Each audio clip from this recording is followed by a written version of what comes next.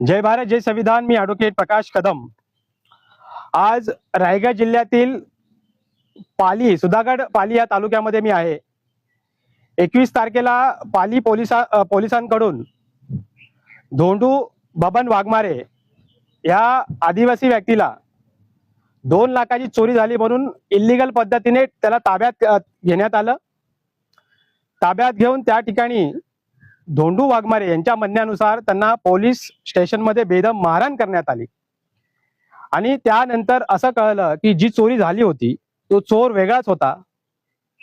म्हणजे एक प्रकारे खोट्या आरोपामध्ये संशयित म्हणून पोलिसांनी त्या ठिकाणी धोंडू वाघमारे यांना ताब्यात घेतलं होतं आणि बेदम मारहाण त्या ठिकाणी केली।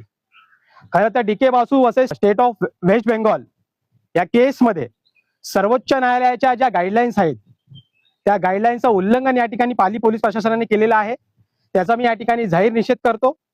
एक वकील या नात्याने हे प्रकरण त्या ठिकाणी human right commission, SC ST commission आणि माननीय हायकोर्ट बॉम्बे इथपर्यंत हे प्रकरण नेण्यासाठी, धोंडू वाघमारे यांना न्याय मिळवून देण्यासाठी या ठिकाणी आम्ही कटिबद्ध आहोत। आज पाली पोलीस प्रशासनाला मी सर्वोच्च न्यायालयाच्या गाईडलाईन्स DK बासू केसच्या इंडियन सोशल मुवमेंट या संघटनेच्या वतीने, सर्व कार्यकर्त्याच्या वतीने त्यांना आम्ही या ठिकाणी देणार आहोत।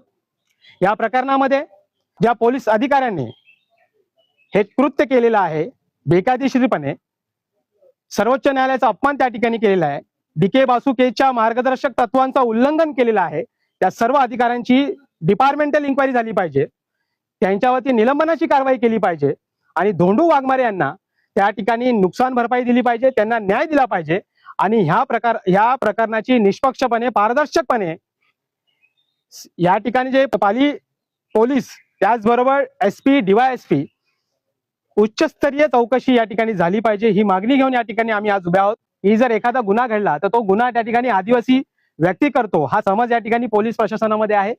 मी या ठिकाणी पोलीस प्रशासनावर माझा काही रोष नाही, परंतु जे पोलीस अधिकारी कायदेबाह्य काम करत असतील त्यांच्यावरती कारवाई झाली पाहिजे आणि ह्या पोलीस अधिकाऱ्यांवरती पण कारवाई झाली पाहिजे। या प्रकरणामध्ये जर या ठिकाणी धोंडू बबन वाघमारे यांना न्याय मिळाला नाही तर इंडियन सोशल मुवमेंट आणि आदिवासी युवा संघ यांच्या वतीने या ठिकाणी आंदोलन केलं जाईल आणि न्याय मागितला जाईल। जय भारत जय संविधान।